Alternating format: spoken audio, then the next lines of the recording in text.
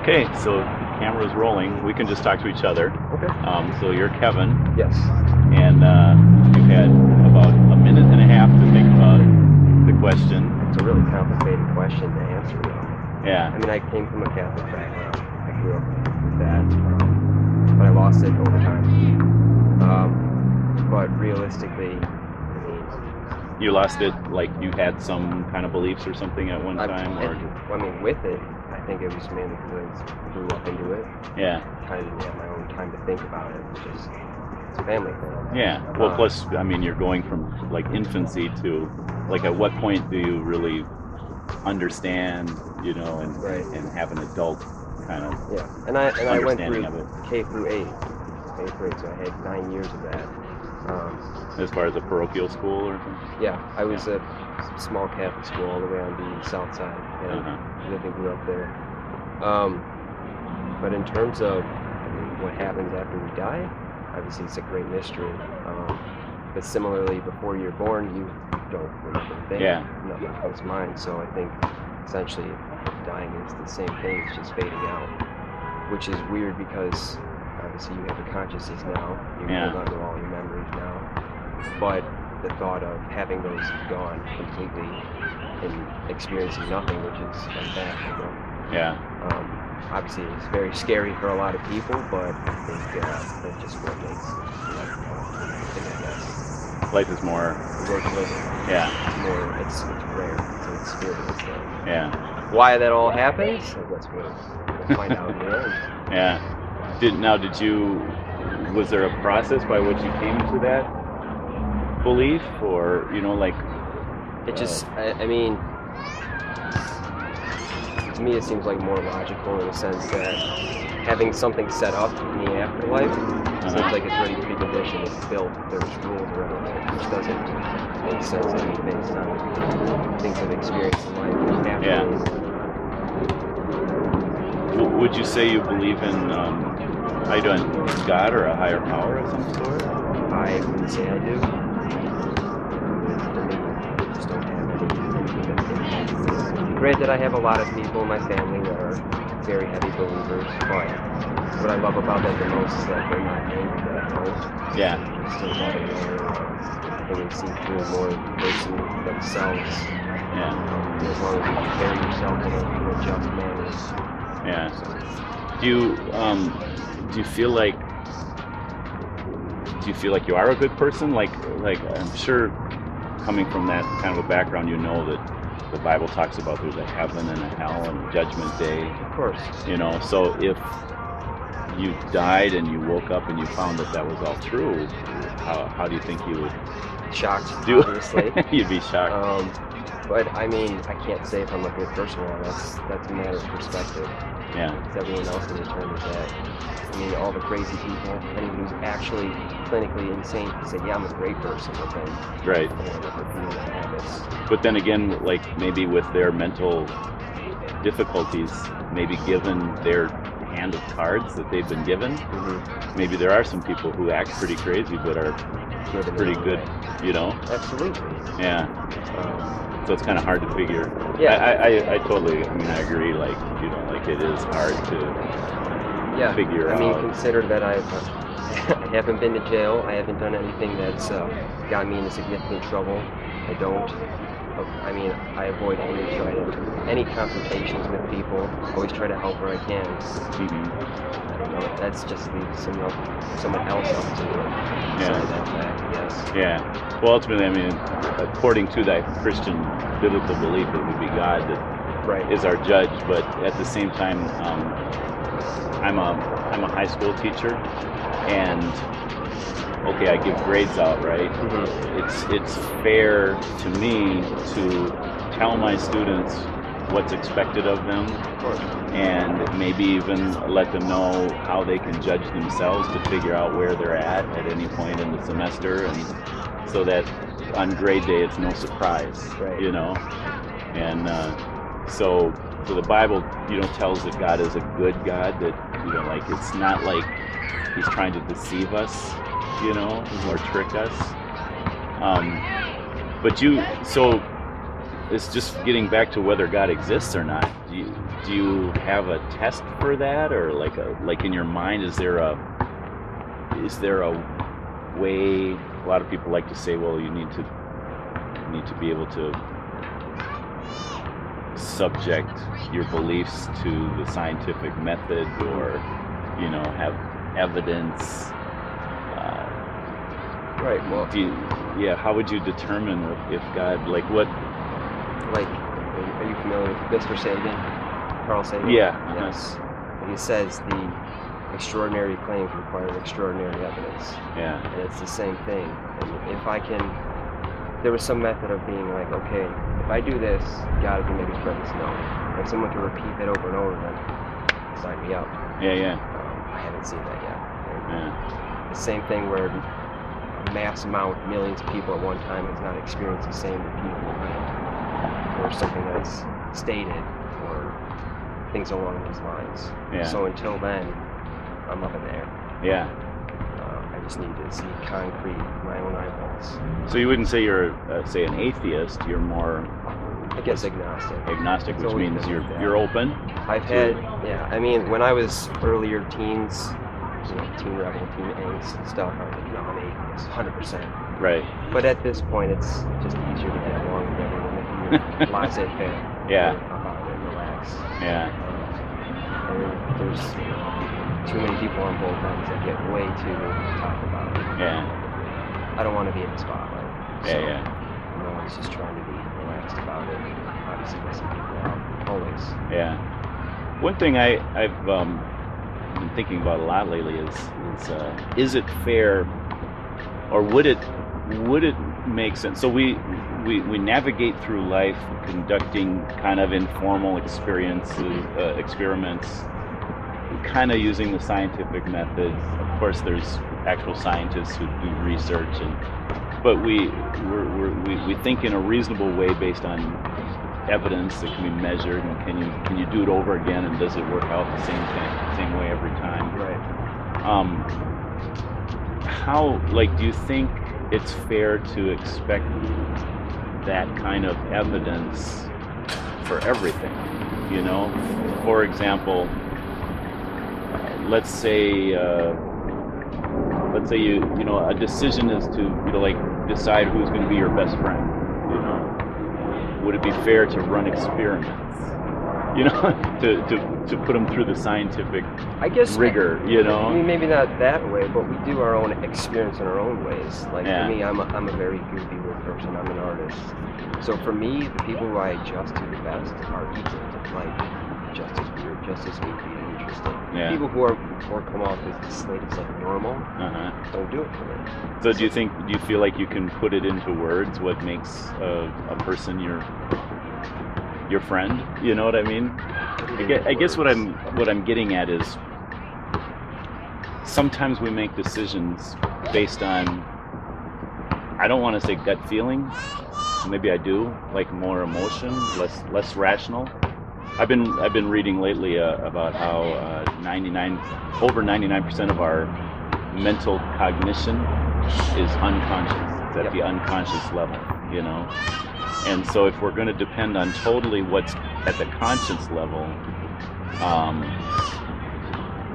we're shortchanging ourselves, And I'm not even talking on a spiritual level. I'm just talking about when we think about all the decisions we make in life, sometimes we act, I guess what you'd say is on gut feeling, and then later on we find out that that was a good decision or not. But see what I'm saying? Interesting enough too about the subconscious that every name of the experiment, I think you'd actually enjoy it.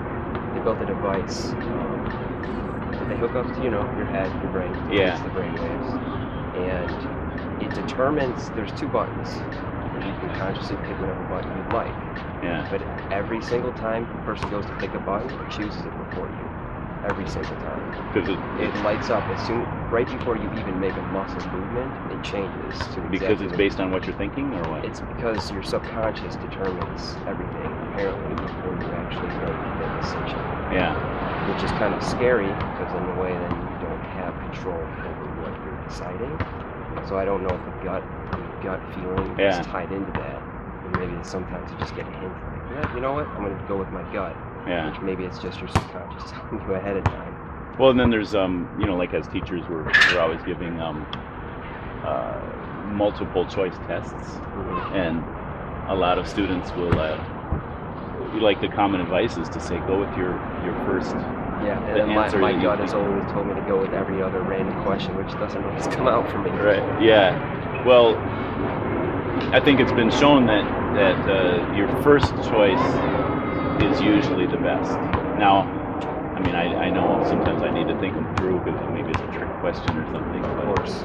But so I just kind of thinking about that, and then another thought about, more on the spiritual level is, if God exists, so I guess I would say I can't imagine life without believing God exists, to be honest. It's like I've always, I would say that's more like a gut feeling, right? Maybe because I do believe that, I'm more open to evidence that that he does exist. And I'm not saying proof, I'm saying evidence, so there's a lot of clues, Right. Maybe there's clues, and are we open to the clues? But I think what it comes down, for me, and I've always been pretty stern about it, I mean, if a God does exist, I don't think it's a Christian God, Catholic God, any religions on earth, because that's just subject to us taking things over time that we've learned, like, yeah, well, my God's right. There is a God that's way, way more powerful and overseeing than one. Yeah. And I think as humans, we constantly want to feel needed and loved and everything. And I think that's where that attachment comes so heavily on people. That yes, our God, creator of all cosmos and everything, is focused on you. We focus on us. Yeah. And if that's the case, great. But the cosmos, the universe itself, is so much more vast and infinite than what we are. Yeah. And so if there was a God that's created everything, he's got a lot of other species and people and things to worry about besides just one. Yeah. Rock. Yeah. So I think, going back, if it is real, whatever it might be, it's definitely something God has. Yeah. If that's, again, no proof on that, that's just going on over there. That's just going on. Yeah, so that's your gut feeling. Overarching over everything. And I guess that's true, because that is. Or maybe it's logical, like you have your opinion and your reasons for it. I think in a sense too, saying that a God that's focused on just one species, just one small speck of grain of sand, is doing a disservice to God itself. Because you're saying his scope is not that great. His scope is so much greater. Yeah. And you're focusing on the whole universe when you're focusing on just the creation of Earth. Yeah. We didn't hear about him making a star millions of light years away or anything like that. Right. But according to the Bible, creating the God of the cosmos, he's created all of that. Yeah. So why is just one significant? Yeah. There's plenty more that's significant. Yeah. And I think it's more that where it's pretty cool that it sounds like you've looked into the cosmos and Carl Sagan and just how billions and billions of I grew up. I grew up watching in some of those big programs. Family nerd, Star Wars and everything. Yeah. Star Wars has been one of the great modern mythologies. Yeah. It's definitely sticking with us. Yeah. But I've gone through so many astronomy classes and just seen how it's scary but big and wonderful it is. How everything's just vastly different. Everything works. Yeah. So just feeling like pinning everything down to here is just scratching the surface, doing the service, I guess. I've talked with students at IIT, physics students, and biology. So like physics, learning how great and vast the universe is, and maybe biology is like how the micro universe, like how if you go the other direction, how detailed it is.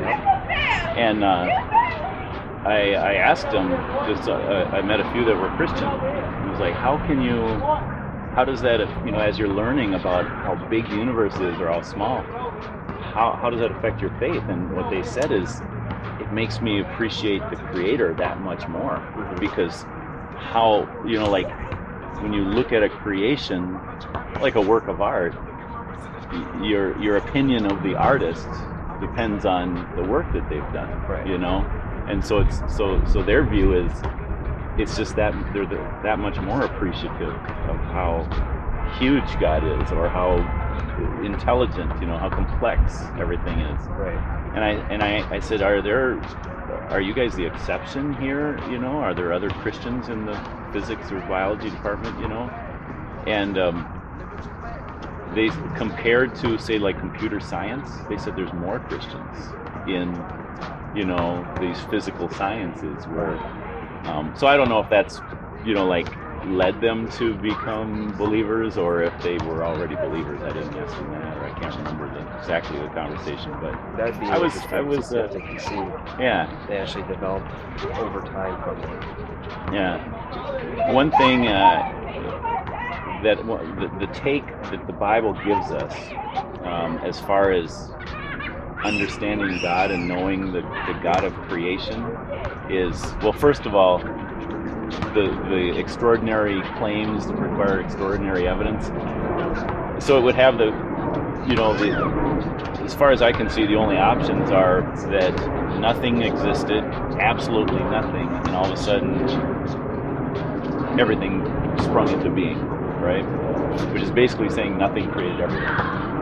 As opposed to the Bible saying, in the beginning God created, He's always existed, He's the original uncaused cause. We can't say who created God, because then that would be the creator. No, this is the original creator, always existed, and then decided to bring everything into being. So to me, I really sincerely believe if I wasn't a Christian, I would at least believe in some kind of creator God, just by the virtue of there being existence. I don't want to call it creation, because that's kind of presumptuous, but just the fact that matter and energy and everything exists, where did it come from? To me, it's more logical to say God created it than nothing created it. Right? Does that prove it? No, absolutely not. And I'm aware of that. I'm curious.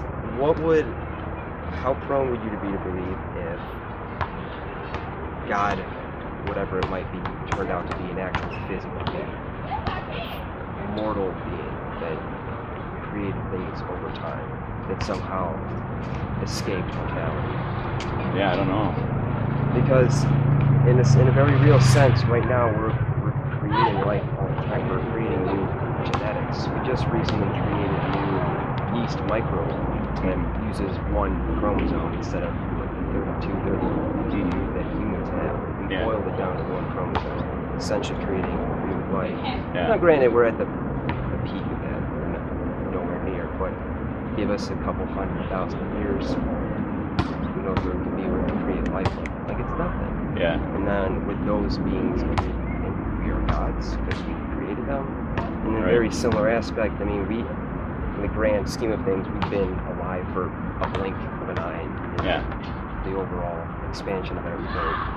So if something else was out there that was just, we'll just drop this microbe here, and we'll seed the world, essentially. Yeah. Of course, this is completely, hippie beliefs and all that. Yeah, well, I mean, a lot of people are believing in like the multiverse. You've heard that theory. Of course. And which is just even or that scary we're to in the think about. Matrix, that we're not even in existence. When you die, you get unplugged. That's it. Right. Right. It's like Avatar. I don't know. I think about all the weird things that are weird possibilities. Yeah. But even still, even with those theories, which the way we're headed, it's logical to kind of consider those options. But to me, it's like, even still, there had to have been a beginning. What began it all? And my friend was just saying that yesterday. It's like, well, I want to know what's before the beginning. And like, maybe some things are just that's unknown, at least until death, or if you even find out after death. It's like, I need to know. And I'm like, I don't know, I can't help you. Is that a conversation that just we have those sprung up? conversations all the time. That's cool. Late night talks around patio table at night after a couple of drinks, of course. Yeah. It's normally how it goes out. Well, so again, the biblical perspective is not just that God was that uncaused cause in the beginning, but that if we wanted to seek God and figure God out, if you ever read some of the later chapters in the book of Job, really interesting. It just talks about like who created all this. God is asking us like question after question, for several chapters in a row. It's just it's incredible. It's like, whoa, okay, I didn't realize. Mm-hmm. I would really recommend you read that. But the whole take of the Bible is that we can't figure God out, and I believe, like I say, if I wasn't a Christian, I think the most logical, humble approach would be to say, I'm agnostic, I don't know, and I can't figure it out. And I respect that, in others. Right. Just because it's like, you have to be really wise to know how much you don't know, and also to be able to admit it, and just to say, I don't know, and I think that's where my position comes from. It's a very humble position. Because there's not really, I'm a firm believer you can't be one type of religion, because there's nothing that's come out like, this is it, this is the right one. Yeah. You can't say that. That's a very ignorant way of approaching any religion. So if there's a God, he probably doesn't need worship, but he still maybe made everything. I mean, to me, the whole idea of worship, saying something needs worship, sounds awfully dictatorship-like. Yeah. And then that immediately sets your precedence that you're below it, which, Yeah. of course, if it created anything, it could take you out in an instant anyways. Yeah. But from an agnostic point of view, I can't stand by a specific one. One way to look at that, because the Bible repeatedly says, I, the Lord your God, am a jealous God. Mm-hmm. So it's like he's jealous? God is jealous? What's he jealous of? And that shows like this, it makes us think of some jealous boyfriend, who's Right. like feeling incompetent and feeling slighted. And the only thing that makes a statement like that credible is to consider if God truly is the creator of the universe and is the source of all life and the source of all meaning, if we were to go worshiping something else as if it's God, like for me to say I think everyone should bow down and worship me, that would be pretty petty and pathetic, right? Because I'm not worthy of worship, and I'm not the end all for all of existence, But if I truly was, or if God truly is, then it's like I created this world to exist on a fuel, and that fuel is me. Mm-hmm. And you're trying to run the world on something other than me. And that makes me jealous. In other words, I want what's right. And it's right that the creation would respect, fear, admire the Creator. It doesn't make sense to attribute to God human characteristics and then wonder why how come God is jealous? Well, if God was anything less than God, then he shouldn't be jealous. Right. But if he truly is God, he deserves to have that kind of attention, or that, I see so many things differently. It's like in that sense, if I had the ability to create whatever, my planet Earth number 6,741 an experiment failure because they don't worship, I'll just move on to the next one. Mm-hmm. I think that's interesting because every single case in the creative is different. That's what I learned in experience as an artist. You're never going to have perfection everywhere. Yeah. It's very rare, and again, perfection is up to a matter of perspective. I might make a piece of art like, this is amazing. It's perfect for me. Yeah. But to everyone else, it's like, it's not that good. You can do better. Yeah. Or I've seen better. Or something like that. So the whole story of the Bible, which to me is amazing because the Bible's not just one book, it's a whole library of books. But the big story is the story of the original creator, the artist, not giving up except for a flood. but not giving up on his creation, but it's a story of redemption. So we've got all of these experiences that show basically what doesn't work. He chooses one group of people to focus on, to give them success over their enemies, to put their trust in him. They do for a generation, but then they fall. He gives them some laws to follow. If you just follow these, 10 Commandments, things like that, then you can have a good relationship with me. That fails, So it's ultimately leading up to this promised Messiah, Jesus, and a way to have a relationship with God, even though we're not perfect individuals. And so it's this story of perfection in the Garden of Eden. I guess you'd say rebellion, and then what doesn't work, and so that we can look back and say, well, so we're not just saying, well, why did God feel like he had to die in our place? Why couldn't he have just said, follow these rules? Well, he did that, and look what happened, And so we can look back and see what didn't work, and then now we have this God, taking the punishment that we deserve and taking it himself. So that's the story of God redeeming fallen mankind back to himself. So I guess maybe so you're saying, like, if you create art and then if it's kind of a failure, you just kind of like start something. I never throw out art. Art is art. Yeah. It's going to have meaning to someone always. What's your medium of doing? Just painting, an illustration. Oh. Yeah. I just draw a lot of weird concepts, generally darker concepts, but I'm all over the place by things. I love drawing plants. They're beautiful. They're fragile, and it takes a lot to make them bloom for what they are. Like this field, I always take walks here. It's gorgeous. Yeah. But it's difficult to always come down to a specific concept. I also have to be very, very motivated to understand what I'm working on. Yeah. Not 100% on what I'm drawing, and I just stop because I end up putting too much negativity into it, or like, oh, this isn't turning out well. If I continue, it's not going to, so I'll stop. Yeah. And pick it up when we get those two pictures. As opposed to me, I used to make pictures of, like, I used to draw a stump and then take a sponge and dip it in paint. And then do the leaves. And put the leaves. Yeah. And I thought that was art.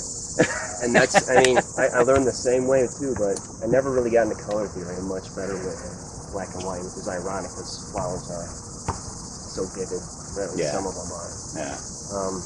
But I think with focusing on black and white, I've been able to focus on just the detail of it rather than the colors. Yeah. And then the really fine structure behind it. So kind of getting back to the artist, God as like a creator. The Bible indicates there's two ways that God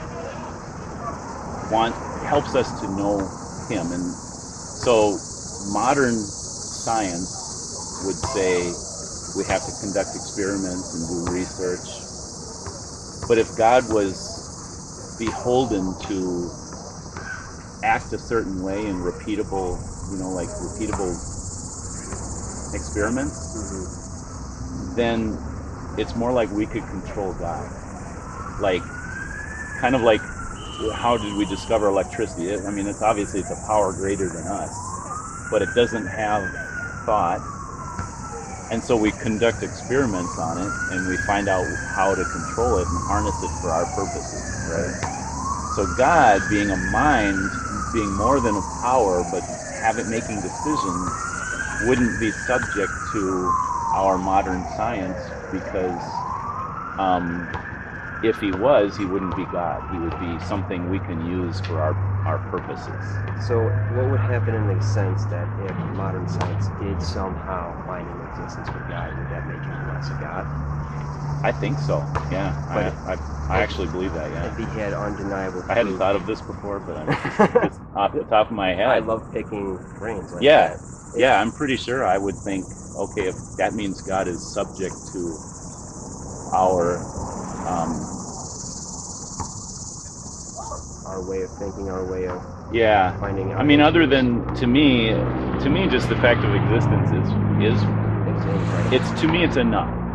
Now I know other people say it's not enough. You know, I need something more. But yeah, I would think then God is like subject to. It's like He made the rules of gravity and, you know, all the different physical laws, and now all of a sudden God is subject to His own rules.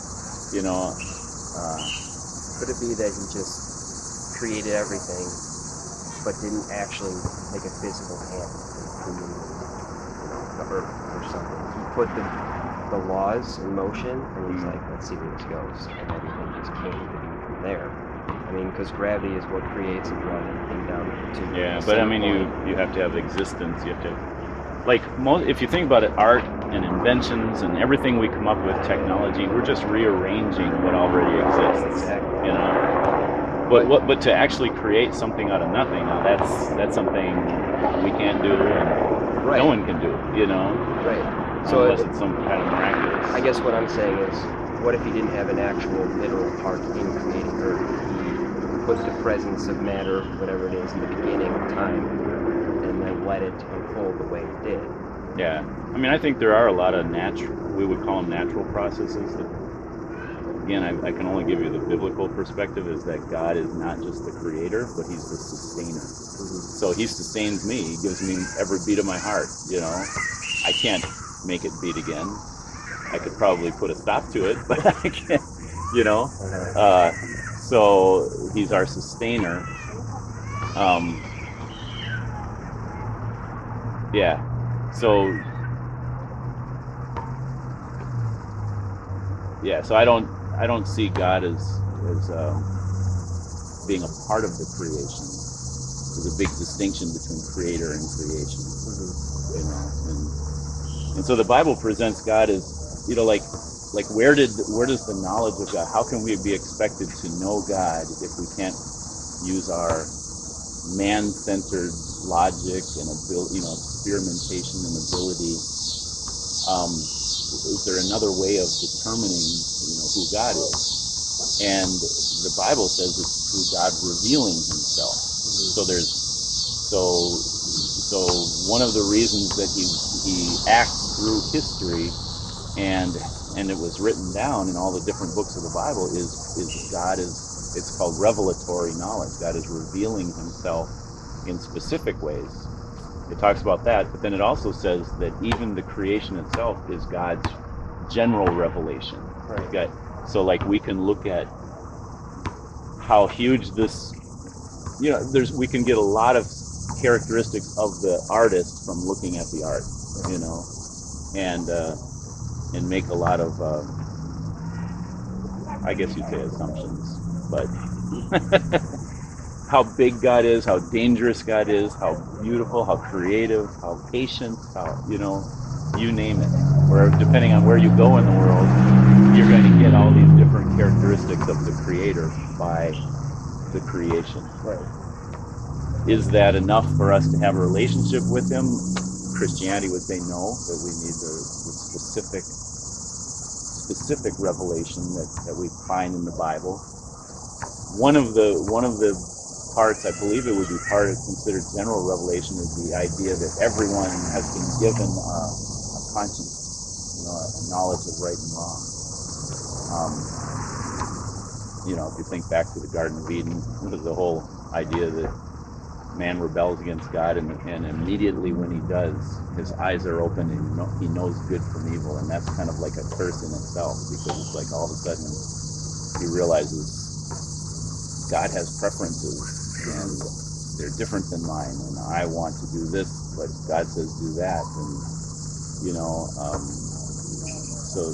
so all of mankind with maybe exceptions of people who don't have the mental capacity, I don't know, but all of mankind has the idea that there's right and wrong and that we're accountable to someone, you know. And so we all have this problem, whatever religion we're from, we all have this problem, is that we know right from wrong, but we don't keep it. We break it. We go against our conscience. And how can, if that's from God, how can we have a good relationship with God if we're not obeying Him, you know? And most religions say, well, you just got to work really hard and pull yourself up by your bootstraps. Exactly. You know? It's a very interesting way of looking at it, too. I mean, I guess I'm curious to see if anyone who comes from a background of no religion, how they get out there and start to right wrong. Yeah. Whether it's just from family training, well, I mean, learning. The whole evolutionary scenario, I've heard pretty much explanations for everything. It's also, you heard Dunbar's number. Dunbar's number, that was studying apes in the Congo, and discovered that, I think it was gorillas can only hold social understanding 150, roughly 150. That's Dunbar's number. Beyond 150 other similar apes like them, they can't hold it cognitively to function with. As far as identifying And recognizing as a friend. Okay. Humans are up to roughly 250. Now beyond that scope, of course you can care for anyone. When, around the world, 20 people died in the earthquake, that's a threat. Yeah. But you're not going to break down pride in your mind. Yeah. Because you just don't have a social relationship with them. Your bubble, on the other hand, those people that you hold still, if something happens to them, it's going to affect you. Yeah. And the ties back to that right and wrong, that only humans can hold 250 social relationships, and not 7.5 billion people are growing on the planet. Yeah. How do you manage that type of disdain where, it's tragic that those people died, but there's nothing I can do. Yeah. Of course.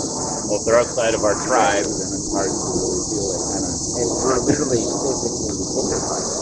Yeah. You can only hold that many social relationships. Yeah. I just find that very interesting. I think I was a study of writing in one of my classes when I was back in college.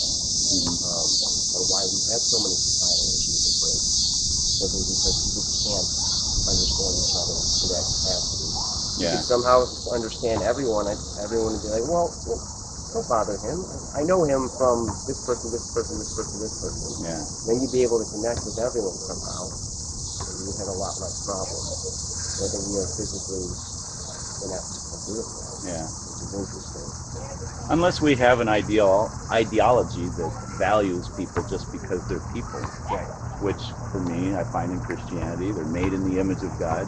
If I value God, I need to value those who He's created in His image. Of course. Christianity would teach them that's why,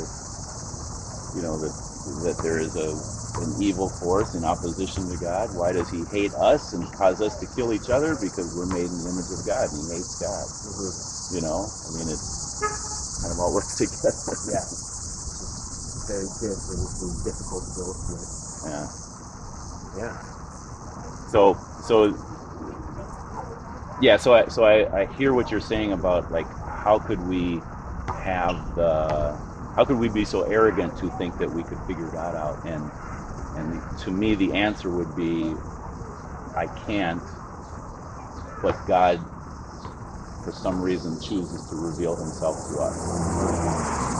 And that's not to say we know everything about the creation or the Creator, but and because I know our minds are pretty small, and so I have to assume, and could probably find, in the Bible where it would back it up, but I would have to say that God only reveals what we need to know. It's maybe not all we want to know, but what we need to know. And it actually says we have all the evidence we need to believe God exists and to come into a right relationship with Him.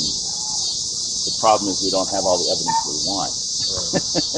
And so I do, but so I try to encourage people to say, maybe take a look at that evidence again, and decide. Let me ask you this.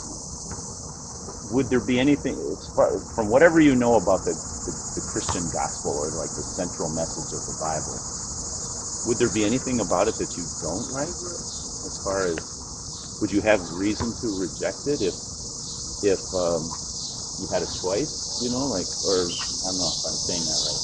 If there was evidence, if there was all the evidence you want, put it that way, would you want to believe it? If there was evidence, absolutely. Yeah. I'm not going to be that stubborn person and saying it's not real. There's no proof in it, and then I'm giving proof like, nah, whatever. I'm not going to be a stubborn individual. I'm always open to change my mindset. But I always need to tie back to reading something extraordinary. Yeah. And I've gone through countless family deaths and bunch of horrible things that obviously draw people together. Yeah. But never did I feel something out of world different. Yeah. I always felt it's just a natural process. Not everything has a beginning, but everything has an end. Yeah. And certainly with the coming of death and stuff, and I'm obviously getting older and all that, but I still don't fear death despite not having a religion to tie myself down to. Yeah. Whatever it comes. I've been asking, because, like a lot of people I talk to and ask this question, they might not necessarily believe in the Christian God, but they believe in some kind of supernatural, like, I talked to a girl recently who said her stepfather had passed away just in June, and so it was fairly recently, and she felt his presence. And that was enough for her to believe that there is a spirit world, and that her stepfather exists in this spirit world, and that he's been trying to communicate with her. And I think and she even herself said, well, I realized I was in quite an emotional state, at the time. So what happened was, she was on the way to the hospital. He had already died, but on the way to the hospital, and she was on the train, and a girl in front of her lifted up her hair, and tattooed on the back of her neck was her stepfather's name. And so, yeah, and so people, but right at that time, and so I'm starting to think that it's not so much is it miraculous, because that's definitely within the realm of possibility. Mathematically speaking,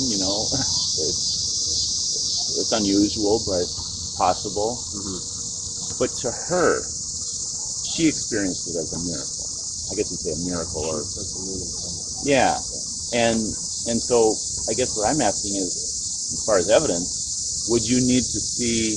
I guess, given what then that's kind of typical of a lot of people's stories that believe in some kind of supernatural. It's like, so it's not a big miracle that's earth-shattering, that's but it's just personal, and it's kind of like a story, and in that story, or in that, what's the word for it? It's an incident. It's not, huh? Experience? Well, it's when you're citing evidence and you start to give some examples of specific times it happened, rather than like 9 out of 10 people say this. Right. Instead, you're giving, I forget the word for it. I'm kind of lost too. It's just basically it's evidence by way of individual stories. Right. Which most people would say, well, that's just that person, and that's just this person. It's not good evidence, right? But what if God was to say, I'm not going to perform a huge miracle, definitely not one for every single person that exists, That'd be like, that would make miracles so commonplace that they wouldn't be miracles anymore. We couldn't explain them, but we just assume that there's some kind of law that something supernatural is going to happen to you. Well, undoubtedly having a mass miracle that had undeniable proof of a God. Yeah, so a mass miracle, for example, something like crossing the Red Sea, there are biblical accounts of things like that, but then we have to go by hearsay or by eyewitness evidence. And so it's like, at what point like even if there was a mass miracle like that today and multiple news channels are reporting on it, I still think there would be naysayers who would say, nah, couldn't have been. Of course there would be. Yeah. But if it went against everything we currently know, like we couldn't debunk it by scientific method or being there to witness it, that would definitely sway some things, for sure. Yeah, and then is God going to choose this generation or the previous one or the next one to do that miracle? You know, it's like at what point? And actually, the Bible says faith is what pleases God. I take that to mean, and I don't believe it's like a blind faith. It's more of an informed faith, like a reasonable faith. But ultimately, like I would never say I can prove God exists or I can prove Christianity is true. I can't prove it. I believe it, and I have a lot of different reasons for believing it, but I can't prove it. Ultimately, it does take faith. And I kind of think part of the reason for that is, well, two things.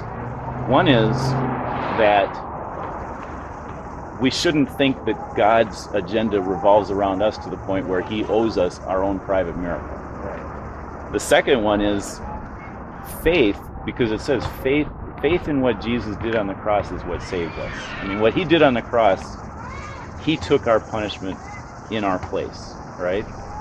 I can't brag about that. That's, I'm a sinner, and it's like I did the crime and someone else paid my fine. That's basically what it's saying. God being just made sure there was a penalty for my sin, a consequence for it. He loves justice. But he took it for me. Mm-hmm. That's what the Christian message is, right?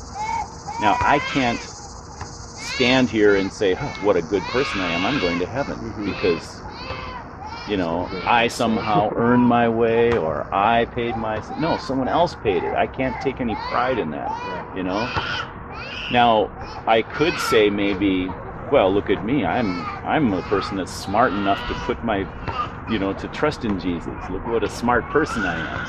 I'm taking pride in my intelligence. But Jesus said, he's going to shame the wise of the world. Mm-hmm. So, it comes down to it that probably the vast majority of Christians that you meet probably don't have a real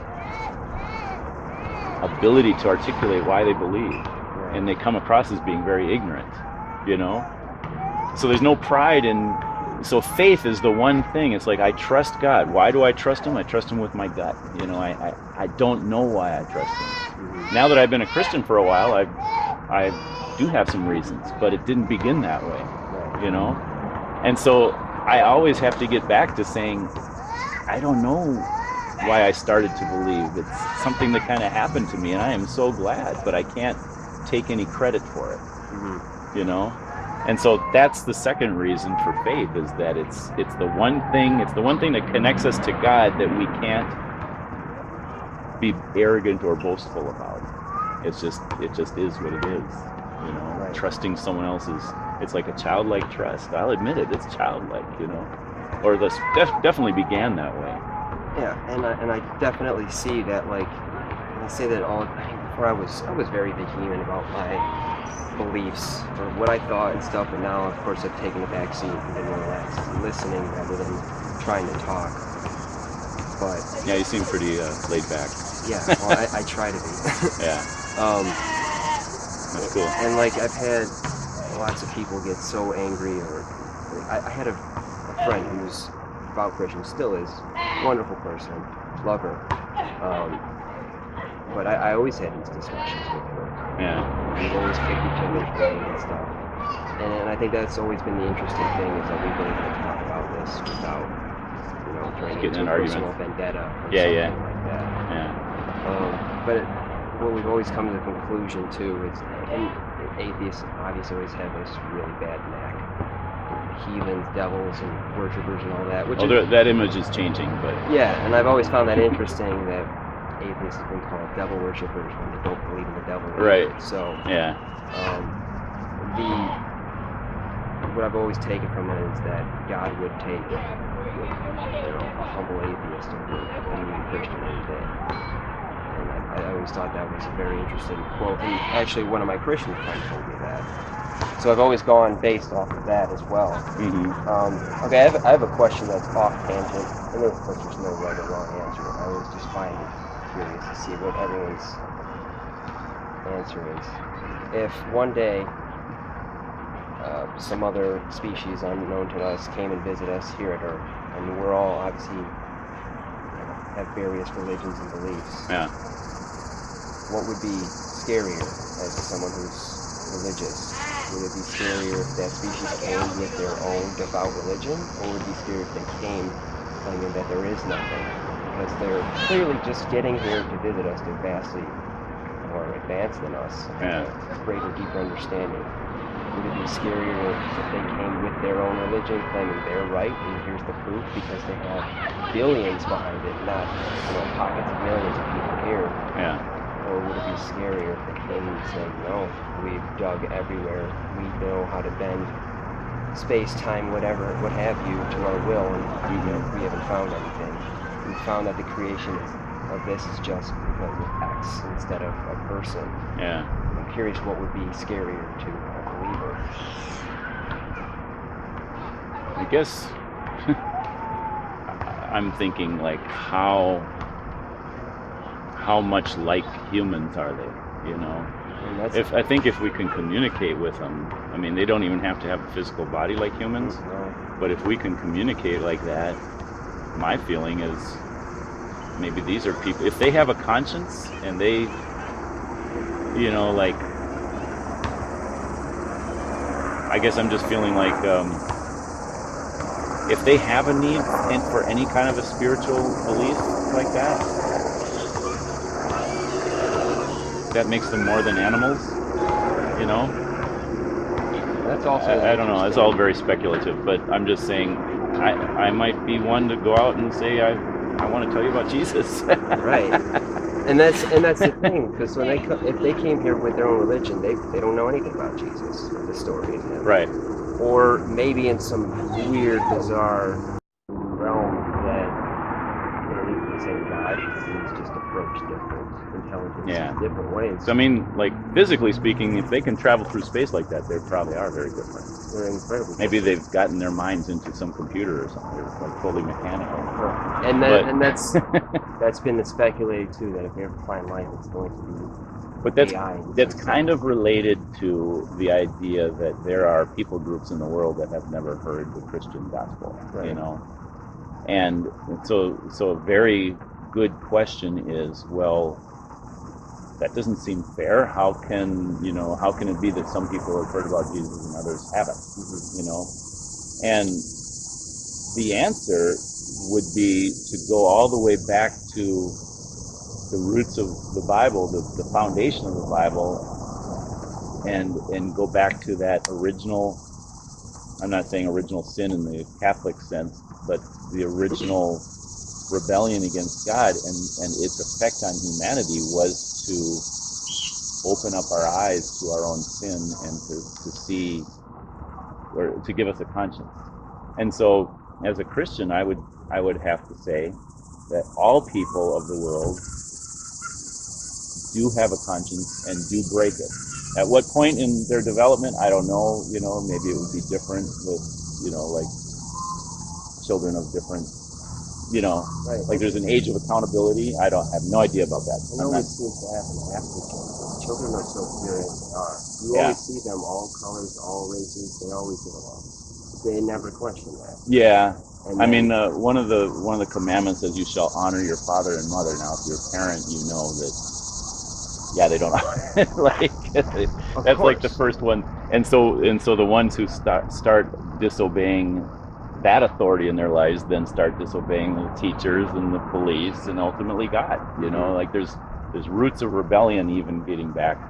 But whatever the age of accountability is, all people, whether they heard of Jesus or the Christian Bible or the Ten Commandments, all people have this sense of, all within reason, have, you can always think of, examples like, but all share this conscience that they've broken. and they fail to do the good things they know they should do. We all do. I've broken, I've gone against the things that I know I shouldn't do, but I did them anyway. And so the question is like some person in some tribe, and that's unreached in the middle of the Amazon. Well, that's a good person. How can they go to hell if they have never heard of Jesus? And the answer is because they've broken, just like the rest of us. We've all broken what we know to be right and gone against our God-given conscience, and we deserve to be punished. Mm-hmm. The second part of the answer would be, well, if you're really concerned for them, become a Christian and then go and tell them about Jesus. Right. So it's like, if you're just using them as an excuse not to trust Jesus, then that's not a sincere question. If it's a sincere question, it's like, okay, well, if you really think Jesus can save you, then go tell them about him too, Why don't I run off to the Amazon? But if they followed, if they're an isolated tribe and they've done what they've been doing for thousands of years uncontacted, and they have never heard of the word of the Lord, the gospel, any of that, how are they still subject when they have no frame of reference to even come close to understanding what Christianity or any religion is? Yeah, so it's like all people are condemned for going against our conscience. It's kind of like the law of gravity says that no matter what kind of person you are, if you jump out of an airplane, you're going to die. So the Bible talks about it in Romans as the law of sin and death. If you sin, you are going to die. You're cut off from God. You're not in the right relationship with God. Now, can you put on a parachute? Yes, you can. But no one owes us the parachute because we've already gone against. We're not good people. We do deserve to be punished for breaking our, for sinning, So Jesus to blame Christianity or the Christian gospel for condemning people is inaccurate, because it's kind of like blaming the parachute for what happens to people if they fall without one. Mm-hmm. It's not the parachute's fault. Right. So Christianity that's why it's called good news, because it's the good news of redemption. It's not, it's not what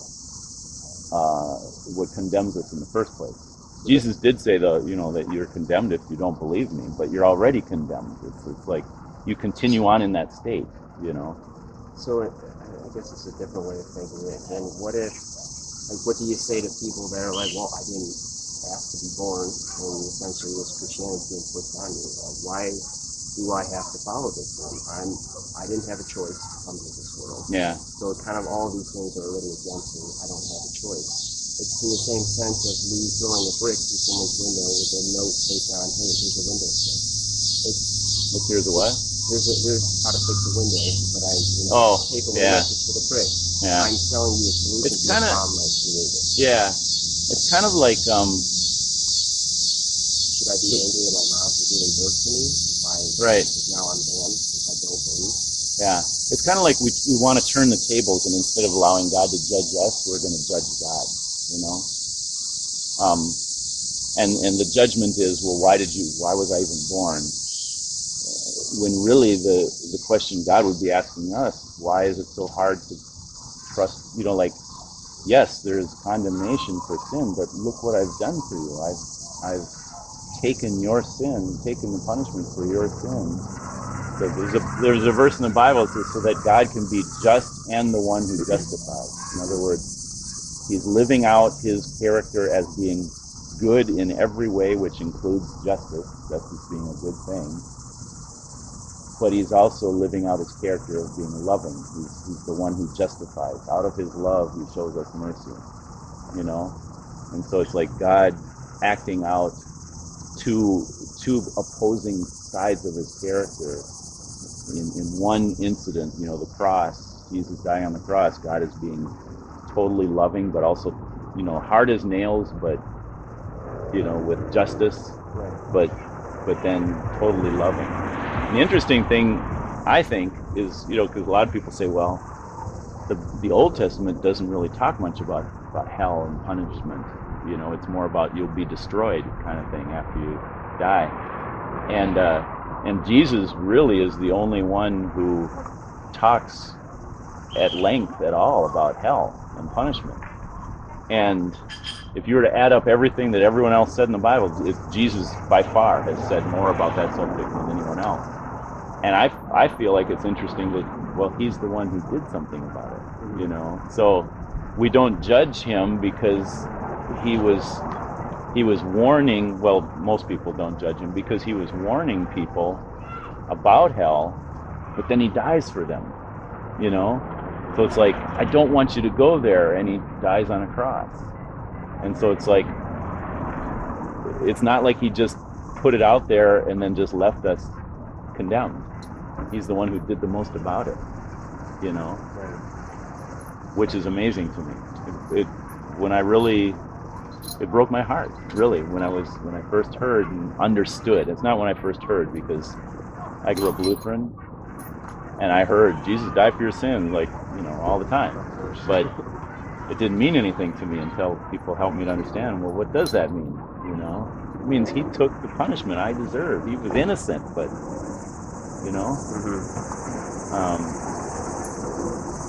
love your questions, though. I can tell you've been thinking about it. Have some good friends. Always thinking. Good conversations. Yeah. 'Cause you're the Christian friend, the girl, is she Catholic or? I think I want to say she's more devout. But I feel like the Catholics I know are more. Yeah. Or maybe kind of going through the motions kind of thing.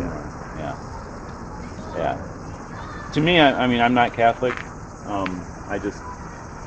I try to get beyond all the tradition that's built up around Christianity and get back to the original, where did it come from? And so the Bible developed before all the different traditions of Catholicism came. And so, I'm not against tradition, but if it's a tradition that the Bible, that would go against the Bible, I would say, I would say it's not biblical. Right. It's kind of a man-made addition that really just confuses the message, So, appreciate the conversation. Of course. So here's I'll give you my, Man, we went through that. yeah, and my wife is waiting for me. This is my website. Every day. Yeah, and that's my number. I'd love to talk more. But you can check it out. It'll take me probably several days plus I'm real busy these days, doing a lot of renovation work on my house. But I'll sit down and write, some thoughts about it and then post it on there. So, I love to see what you yeah. And I want to give you do you like to read some?